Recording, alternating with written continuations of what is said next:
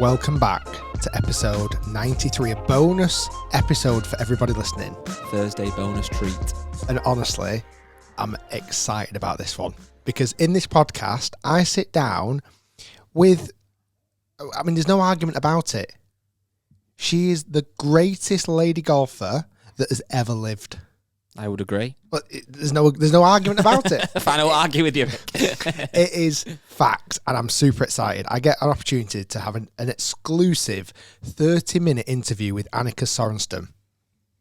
Her resume is absolutely outrageous. I have purposely not listened to because we're recording this on what day is it today? I've completely got lost. It's Wednesday. Yes, this goes out Thursday. You did your interview with her on Monday.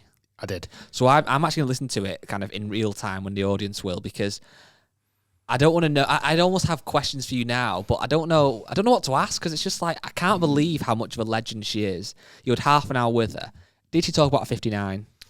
We touched on it. Yeah. We touched on her early retirement, because what's crazy, she retired at 38 years old. That's mad. To go away, have kids. She had kids. She had 2 kids, and she's come back into the game now because of one of the kids, and she explains that in detail, which is fascinating. She's come back recently, and now she's over 50. She just turned 50. She played in the US Women's Open and dominated. She won it, which is a major, a seniors major. She came back out of a retirement. She's been out of the game for 12 years, had 2 kids, and she's come back and dominated. She shot a 59 famously. Yes. She's played golf in men's PGA Tour tournaments. She's had 10 major victories. She's had 73 LPGA victories. She's had 17 European Tour victories. She's a Hall of Famer. She's won Player of the Year. How many times is that? 8 times, pretty much in a row. LPGA Tour money winner, 8 years. So she is an absolute legend of the game of golf. Legend. She originally from Sweden. Like I said, she just turned 50, and she now lives in Orlando at Lake Nona. I've actually seen her house. It's outrageous, amazing. But what was really fascinating about her story, one, she was really, really good with the time. You know, we really touched on a few things, and she dived really deep into the answers, which not surprised me. Obviously, she's a legend in the game. It's not a first podcast interview, whatever she's done. But I felt like she really went into depth about questions. I asked her about her number one highlight in her career. Ooh. Like, what is the one thing that stands out? Don't spill it now, obviously, but I also talked to her about how emotional it was having her children walk the fairways with her when she now takes the victory. How old are her children then, roughly? I think about 12 and 13, around that. Old enough to know what's going on. Yeah, in fact, probably not 12, because she retired at 38 and now she's 50 and she had kids in that spell. No. I think her oldest maybe 11. Okay. And he's a super keen golfer. I wonder if he watches the channel. He could do. I didn't ask, so I thought I don't want to have rejection. She said no. Who are you again? We also had Sophie on the podcast on Monday, and she asked a really good question about, and I posted it to Annika, about what drove her.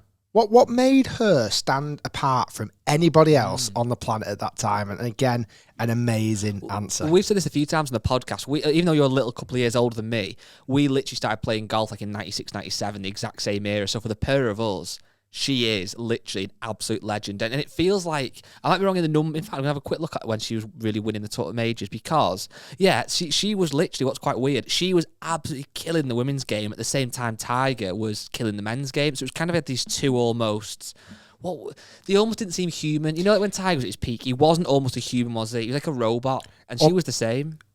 Like Tiger was unbeatable, yes. She was unbeatable. They were pioneers in their sports at about the same time, and just phenomenal. Like $22 million she's made. And again, in ladies golf, in that time frame, as Tiger moved a decimal point in golf for men's golf, Annika moved the decimal point in golf for ladies golf. Well, we mentioned last week at the AIG Women's Open how the prize fund got increased, and it was like $800,000, I think, for first place. Yeah. Imagine if she was winning like that in this modern era now. I also asked her about what does the future hold, because she's obviously still got game. Yeah.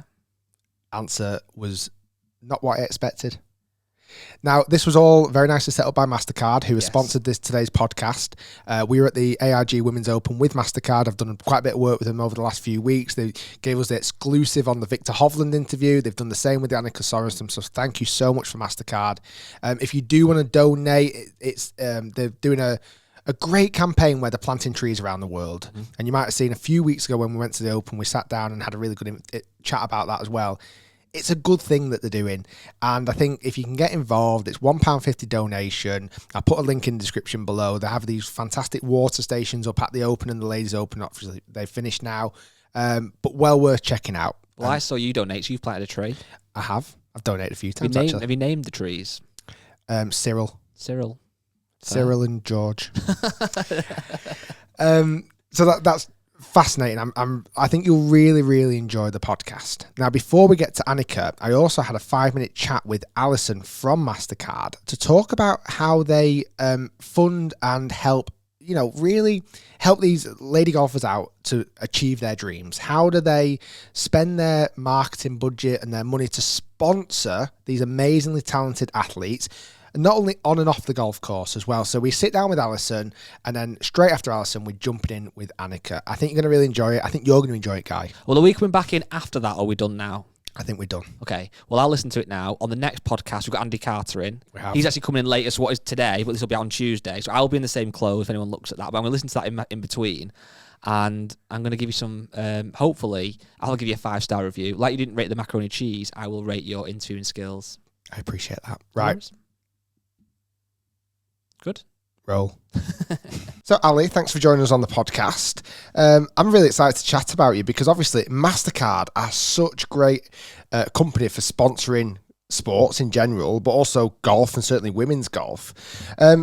So, tell us a bit more about MasterCard, how they really got into sponsoring women in golf. Absolutely. So we've been a long-standing partner with the RNA, and our gender strategy at the company has really come to life over the coming years.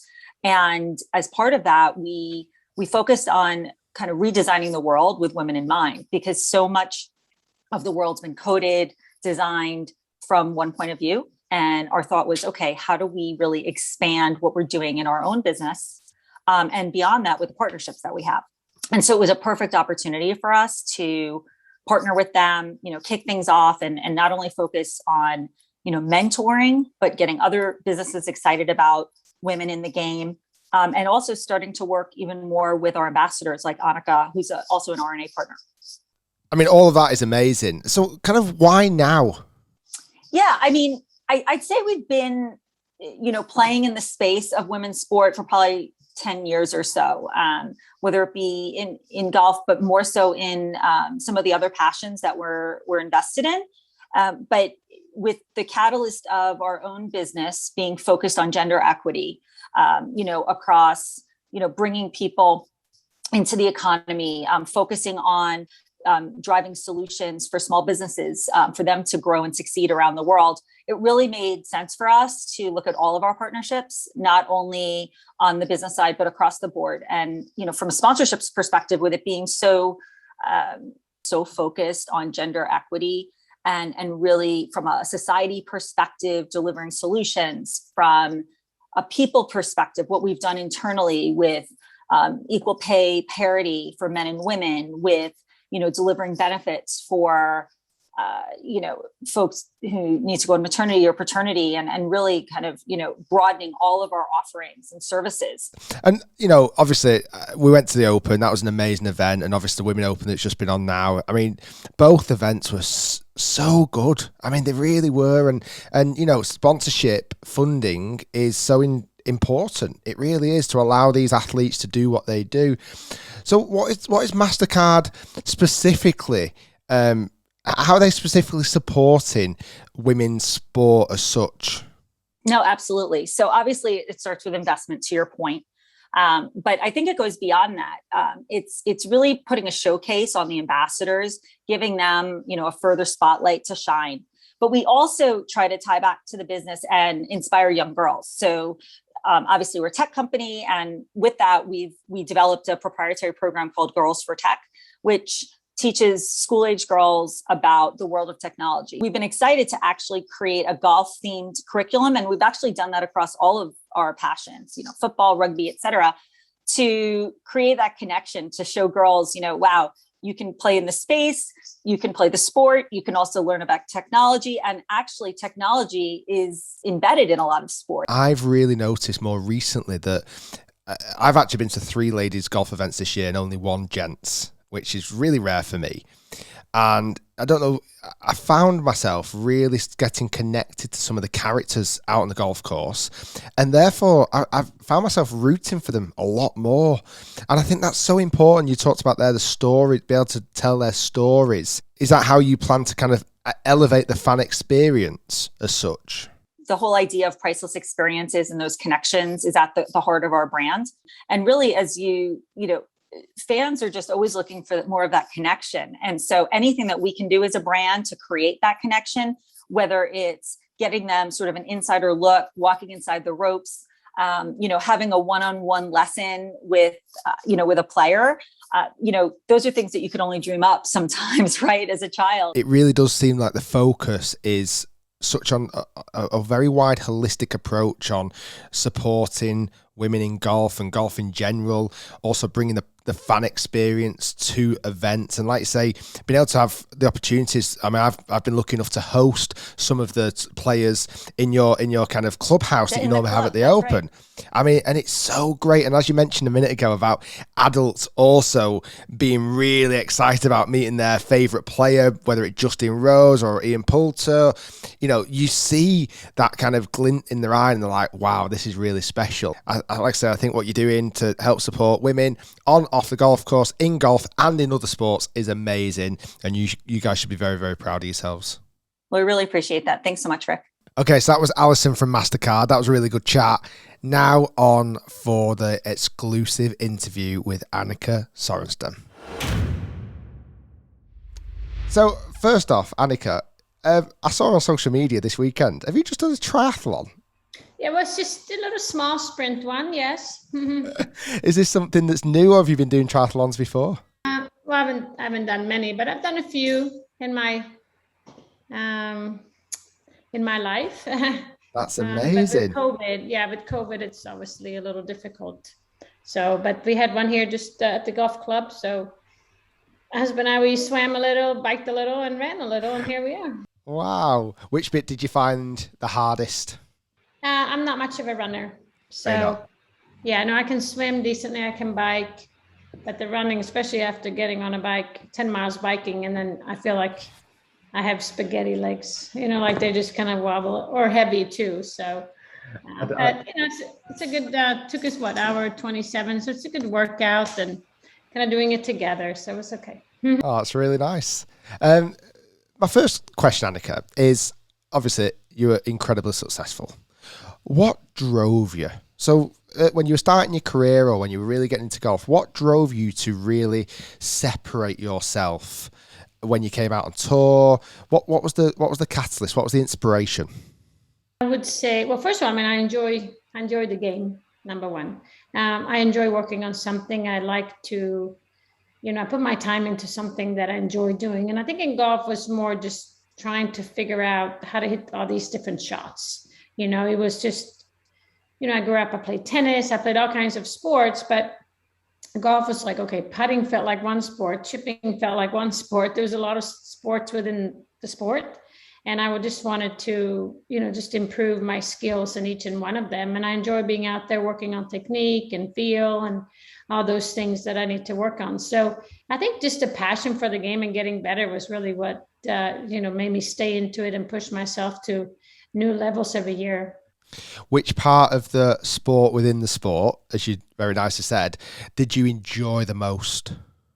I've always been an iron player. I would say anything from 50 yards to 150. I would say mid irons has always been my strength. I do hit I practiced a lot of the wedge, my wedges. So anything from, like I said, from maybe 50 to 120 was just, I spent a lot of time there. I felt like it was, shots on par 3, second shots on par 4s, maybe in third shots on par 5. So I spent a lot of time to go was to make up and down literally from 150 and And then what part of, that's again sport within sport, did you find the most challenging? Which areas frustrated you most? It's kind of gone up and down in my career. I would say in the beginning, a lot of it was long bunker shots, not fairway bunker shots, but 40 to actually 20 to 45 yards bunker shot. When you're horrible. in between, when you do you hit it clean? Do you hit sand? Just that, have to be so precise. I thought that was.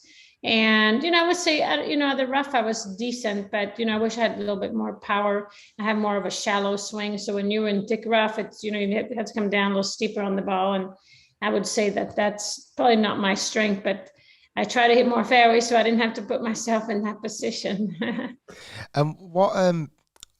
When you was growing up and you were playing, who was your biggest inspiration? Did you have anyone that you looked up towards, whether that was a golfer or another sports person? Was there anybody at the top of the chain that you were looking at? I would say I had several role models throughout my life. I mean, I would start with my parents, just, growing up in a steady, loving household. And my dad was, he played lots of sports, track and field, handball. And then also he was a golfer. I mean, not a professional, but a social golfer. My mom was also into sports and then golf later. So I saw them being very active early on. So they were role models. And I think later, just looking at other sports, being bored, because I competed in tennis for many years, he was somebody that I just admired very much. I think the whole country did, actually. Yeah. But, obviously he's an amazing athlete. And then when I started getting into golf, it was, at that time we didn't have social media and all those things that we have today, certainly not the women's coverage. So, it was very rare to see a female, in a golf magazine. I mean, Forget about the cover, even in the magazine. So, I grew up following Lisa Lott Norman from Sweden. She won the US Open in '88. There was Laura Davies, some of those names that, that I was inspired by. And then I went over and played college golf, and that's when I was introduced, not personally, but just to the LPGA, Nancy Lopez, Pat Bradley, Patty Sheehan, Betsy King, Beth Daniel, just to name a few, Joanne Connor, all of them were playing on the LPGA at that time. They were the stars, they were Hall of Famers, they were the one that started the tour and all of those things. So that's kind of like, I felt a little bit more connected because I was in the same country. I was, studying at the university and we had an LPGA tournament in town, and all of a sudden I saw them and it was just like, oh, that's pretty cool. And maybe one day I could, do this for a living. Amazing. You mentioned a second ago, obviously when you were first starting, social media wasn't a big thing at all. Do you wish it was when you started your career? Would you have loved to have grown up with obviously you'd have had enough nice pictures to post anyway on your social media. Do you wish you had that? Certain things I do. Certain things of social media I think is very valuable, but it doesn't mean I'm like 100% of social media. But I think for women's golf growing up, I mean, I watched men's golf. I mean, we had a PGA tournament, caddied for Peter Teravainen, and he was from Finland. He played on the European tour. That was when Ian Woosnam played, Greg Norman came. I mean, we had so many, Nick Faldo. I mean, all of those, the European players I watched, I mean, they were the ones that I could watch. And I think it's hard to start picking up a sport. It's hard to get inspired. Maybe if you don't see kind of yourself, in that environment. I mean, I didn't see myself on the European tour. I saw myself on the LPGA, or on the European ladies tour, but I just never really, we didn't have a tournament until later. So I think from a social standpoint, like social media, it's the creating the awareness and the excitement and just, getting it out there. I think that would have helped women's golf early. But having said that, we have that now, and you see a lot more women and young girls picking up the game. It's, doubled in just, 15, 17 years. So I think it's helpful for that reason. And I think we all know that role models is a good thing, whether it's in other sports and business or, just, your neighbor or your parents. It's good to have people to look up to and trying to, do the right thing. Yeah, I mean, I was at Carnoustie this week actually watching the AIG Women's Open, and what's staggering, we had Sophie Walker on the podcast that's just been, and in fact she inspired me to asking you the question, what drove you when you kind of first started up. But for me, I've actually been to 3 ladies golf events this year and only 1 men's, and I've really become so much more invested. My mum got me into golf when I was growing up at 11. And when I first started, there wasn't lots of lady golf on TV, like you were mentioning a minute ago. But now it is much more accessible. I mean, I think the Ladies Open was live streamed on YouTube all the way through. And for me, I've become really, really fond of certain characters within the ladies golf that I now follow and I root for and I'm passionate about. And I think you need that, don't you, in a sport, if you're really going to get behind it. It's not the sport so much, it's the characters that do such a great job at promoting said sport. And obviously you were unbelievably influential in that, getting so many young girls and women into golf, which is such an amazing achievement. I've got 2 girls now and I've got a little boy, and they're starting to show signs of golf. They're 7. My eldest daughter is 7. My middle daughter's 5. My little boy's soon to be 3. And with being around me, I'm a golf professional, and they kind of pick a few things up. We've got a little putting green in the garden and stuff, and they're really finding it fun. You've got 2 kids yourself. Are they really getting into golf now? Is it? I'm guessing they're seeing what mum's done. They must come in this room that you're in now and go, wow, what an inspiration. Did they get into golf really young? Are they really into it? I'd love to know a bit more about that. Yeah, no, I mean, we introduced our kids to sports early on. They're 11 and 10 now. And because sports has been part of my life, as you know, my husband was also an athlete. He played all the other sports that I didn't, which was football, baseball, and basketball. Really? You've got everything covered. Yeah, so I just think sports it's fun. It's good for you, and I think it's just a great way to spend your time. From a physical standpoint, but social standpoint, and in the future. So yeah, they've been introduced to different sports. I mean, nowadays, our son, he's become a golf nut. He loves golf. He would love to do it 24/7. Really? He does play a lot of football, as you say, soccer, as they say over here. He's part of a big academy, and it's quite serious at this age. So it's starting to, the overlapping on golf and soccer is difficult because it's all year round here, living in Florida. Our daughter plays a little golf. We not so much. I mean, we played 18 holes, all of us, on Saturday. Oh, that's nice. And it was fun. And she's not that serious. She's just more out there. We have a good time together. She plays a little volleyball. So, sport has been a big deal of our family from the very beginning. But now, golf is obviously more on the forefront now when I'm playing.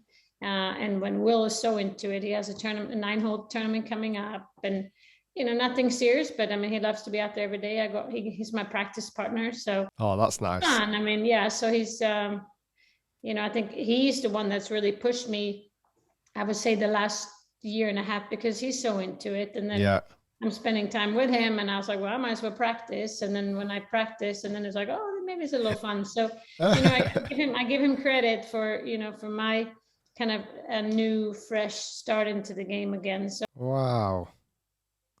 That's amazing. And obviously you've come back and had phenomenal success. I mean, winning the US Seniors Women's Open must have been an incredible, achievement. I mean, it sounds silly. Were you shocked? Did you even shock yourself, or did you think, I'm playing really well, I'm playing really strong going into the week? I mean, you never know. I mean, I've played a few tournaments this year just to get ready for this event. But before that, it's been 13 years. And, having 2 children, a business, and all the things I do, you get a little, out of sync in competition, because I have so many other things on my mind. I mean, competing is not the first thing on my mind, contrary to being a mom. And so, how do you turn that on and off? I feel like I wear a lot of hats, and I wish it was really easy just to put a new hat on and then you're super focused. But it's not working that easily. But I have put a lot of time into it. I mean, the kids are in school, I go work out, then I go practice a little bit, and then I do the other duties, whatever is, with my partners, or commitment with, whether it's IGF or just, being a friend in the neighborhood too. So, of course, I mean, I felt good coming into the tournament, no doubt. I love the golf course. And, I felt my husband, Mike, was on the bag, and it just lovely. Felt right, but you never know. I mean, Laura Davis is playing well, and we have Trish Johnson. I mean, many of your country women, Katrina Matthew. Yeah. And then, Helen Afferson, who won before COVID, she won both of the women's seniors. So I knew the competition would be tough, and especially not competing for so long, you never know. But, things just kind of clicked that week. And so obviously I'm super excited about that. And has it sparked that competitive bug again, potentially to compete more? What's the? I'm not necessarily going to compete more, but I'm going to continue. I mean, to play the kind of what I did this year, because now I'm defending in the U.S. Women's Seniors, and I'd like to do that, and so I need to maintain a little bit. And I have a few sponsor obligations. Scandinavian mixed. I'll be playing that next year again, which I did this year. Yes. So I would kind of maintain a schedule of whatever 5-6 tournaments, which is once every other month. So it's not a lot, but it's just something. So it makes me keep practicing or just go out there. Otherwise, it's very difficult to just, okay, what am I hitting balls for? Well, there's nothing to look forward to. But then again, I don't want to be out on tour. I mean, I've done that. I've had that life, and so it's a little bit of funny situation. I'm kind of in between, because when you play one every other month, it's hard to play good golf too. So, but that's kind of the choice that I've made, and I do enjoy it when I'm out there, but I don't want to do it full time. And I'm such in a different time of my life, and the players out there today, the players that you watched, I mean, they're starting their careers, and so they're hungry in a different way. And also, I know what it's like, even just going away that week. I miss the kids. I terribly miss the kids. And if you were to go out all the time again, things like that, that time you don't get back you want to take him to school. You want to take him to his soccer tournament. You want to, watch him for his 9-hole golf tournament he's got coming up, and your daughter's volleyball match. And they're the things you don't want to miss. I bet it was absolutely amazing with the kids stood with this grandstand finish on 18 ready for you when you won. Yeah, no, it was special. They came up and they watched, when the seniors, we don't have any ropes, so they were able to walk the fairways. Oh, wow. All the people that are spectators. So they literally, I mean, I tell people they walked the fairways with me, and that's amazing. It was really neat. And like I said, Will has been with me on this journey, and, he knows how much I practice. He's been with me, and so, you could see him on the 18th, and it makes me choke up, because he started to cry knowing what we have done together. Wow. And so it was very, very special. I could not have asked for anything else. And I've said this all along, and this is a family affair. If they don't want him to play, I'm not, that's the end of it, right? I'm not going to play it. They know what it takes, and if they're with me, then I do it. But I'm not going. This is not for me anymore. I've done it. I've had that walk. I've had that, those memories. But with their support, and certainly my husband's support, I said, well, let's do this together. And we did. And that's what made it even more special, because the times that I leave, and, my daughter knows why I'm leaving to go practice, and Will is with me. So that's what made it really worth it. Wow. And let's say tomorrow you go and practice. What would Annika do tomorrow to practice? What does it look like? Well, it's a lot of it. I'm working on my swing, and I work a lot on my feel.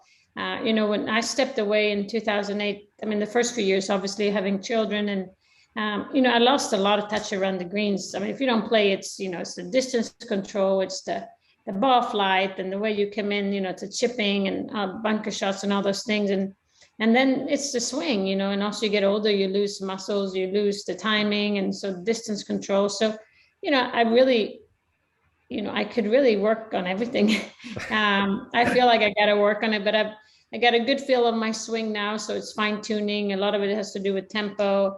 But now I just want to maintain what I have. I know I'm not going to hit it, 275 anymore. I know that, you have to know your limitations, and I'm actually okay with it now. Before, early on, it was, you just see your game kind of go from top to this, and it's no fun. And, but now I got things a little bit more in perspective, to be out there every day, or to compete, you have to put in 4, 5, 6 hours a day. I don't have 4, 5, 6 hours a day. No. I have 1 hour, maybe an hour and a half to hit someone. So I have to do everything in a short period of time, and it's okay, and I think that's why, I'm in a different place.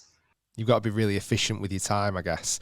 And then do you have a swing coach, or do you work on your own swing yourself? Well, mostly I do my own. I did go see my old swing coach, old meaning we worked a long time. Yes. So actually I took some lessons this summer when I went back to Sweden, because he's in Sweden.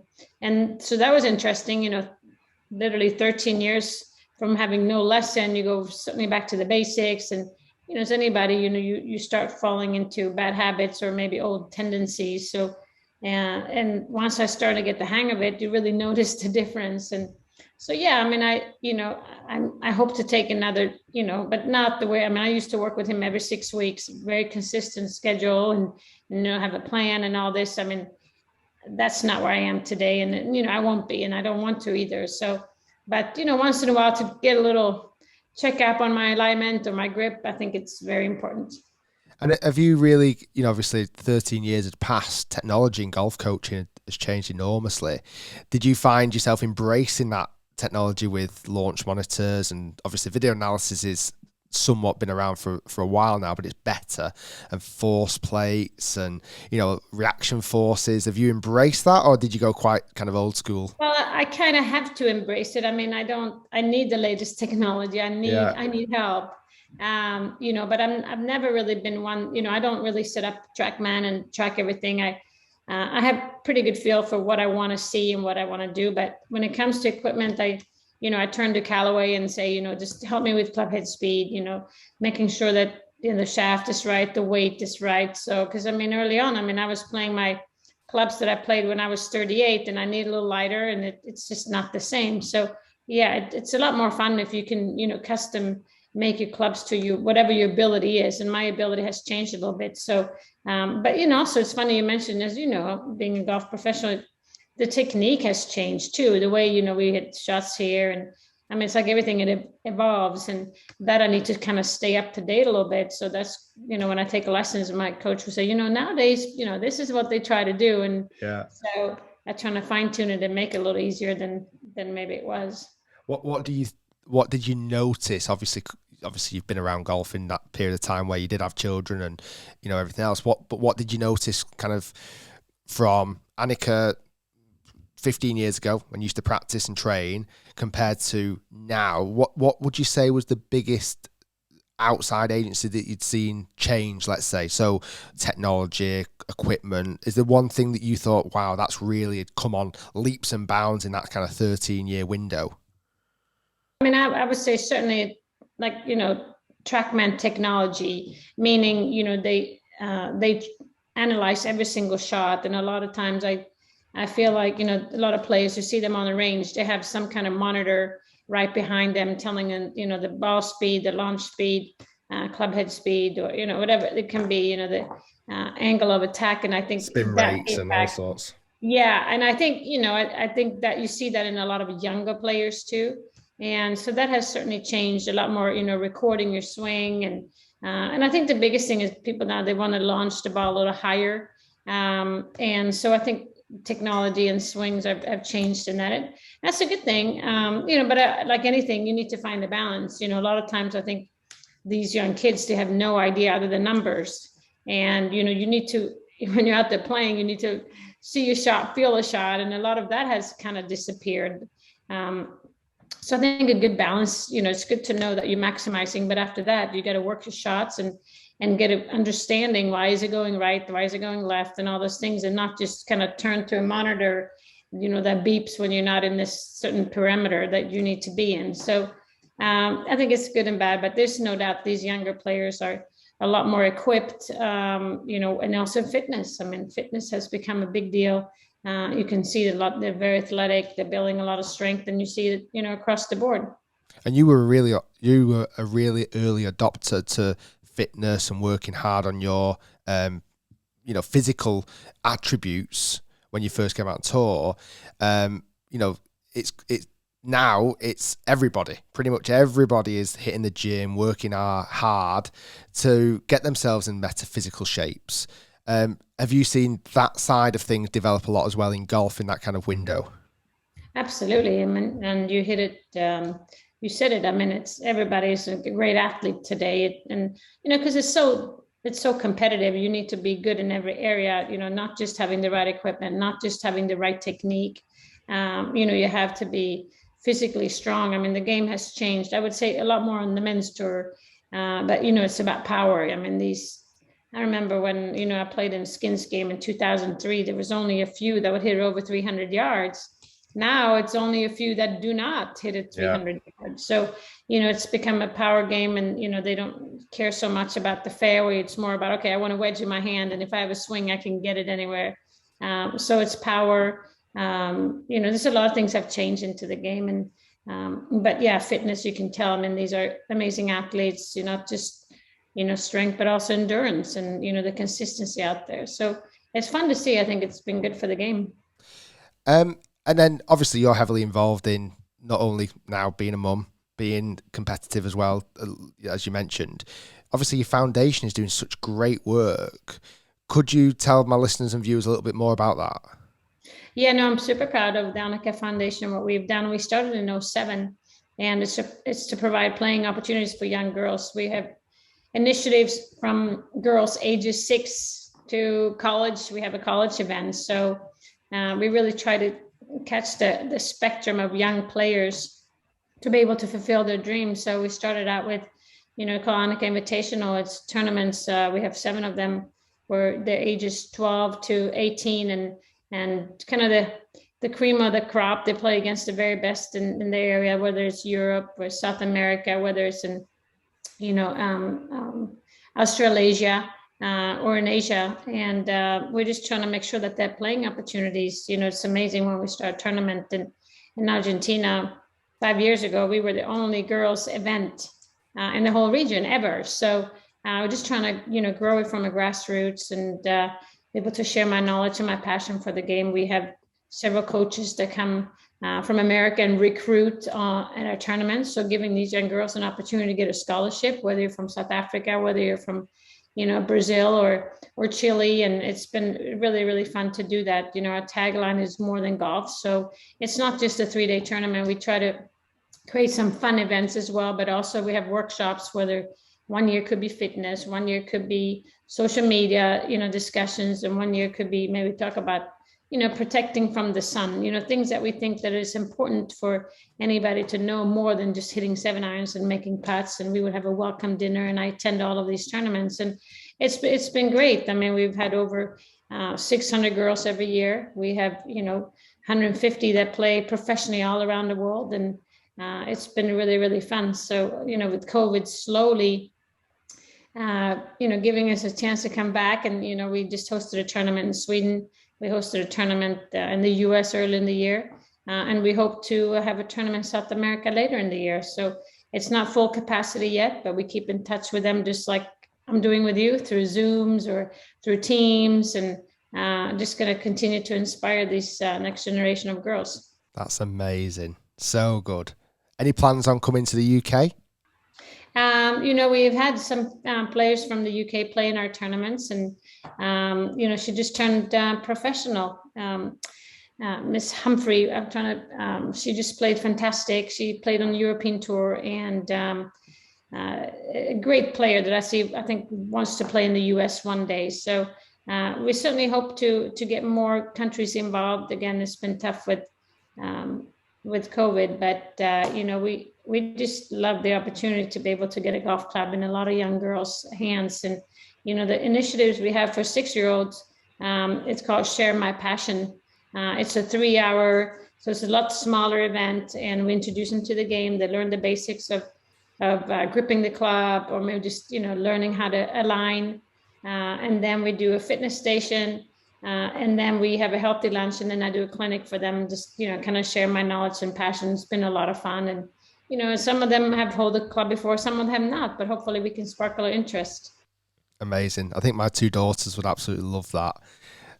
They're showing signs of really getting into it. And we went to a ladies event recently here in the UK, and they had a Golf Foundation kind of clinic area where there was girls giving lady professionals giving these my girls a golf lesson, and they absolutely loved it.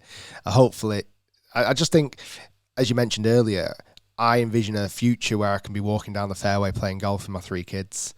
And I just think there's no other sport really in the world where you can do that, where different people from different backgrounds, ages, religions, whatever it may be, can come together, and golf just washes away anything that doesn't link you together, and you can have such a great time out on the golf course, with whether it be family, friends, new people you've not met before. That's kind of certainly why I certainly love golf, and so many people do around the world. Last question then. When you look back on your career, and I'm sure you've been asked this question a few times before, is there one thing that you would rank higher than anything else as your greatest achievement? That is a good question. I look back at my career, and of course I'm super proud and humbled at the same time. But it's always interesting to pick something special out, and it's been hard, luckily. But you think of your first victory. The first victory that hopefully propelled your career, most likely took you to the level that you never knew that you had. So, winning the US Open in 1995 in Colorado Springs at the Broadmoor was, that was just an incredible moment for me. I was second year on tour, and, the best players in the world I thought was there anyway. And I was able to finish, at the top of the leaderboard by the end of the tournament. And it gave me the confidence that I needed, but also knowing that I made the right decision to be a professional. And at that time, I knew that, I have a lot of more golf in me. I feel like I can improve in this and this and this and this, and still be able to win the biggest tournament. So I think that was just such a, turning point in my career from a confidence standpoint, but also knowing that, this is something I want to do, for the rest of my life. Yeah, it's validation, isn't it? Straight away, as soon as you take your first victory. I mean, you've done so many amazing things in your career. You're an inspiration. You're a hero in the world of golf. So certainly from me, thank you so much for everything you've done. And I know golf in general has really benefited from you being in the game, and ladies golf has really benefited. And it's great to see you back. It's great to see you winning. And it's great to see that obviously your kids are out there having fun with you as well. And I'm looking forward to potentially following their career one day. Well, thank you very much. I appreciate your time and chatting with me. Thank you so much, Annika. All the best. All the best. Take care. Good luck with your kids. Thank you. Yeah. Thanks, Annika. Thanks so much for that. I really appreciate it. All right, guys. Hopefully you enjoyed that. How amazing, eh? To have Annika on the podcast. Things that dreams are made of. Hopefully you guys enjoyed it. Make sure if you're watching on YouTube, you leave us a review on the podcast channel, and we'll be back next week with another guest, a friend of mine who we've not had on the podcast before. Thanks for listening, everyone. Thanks for watching. I'll see you next time.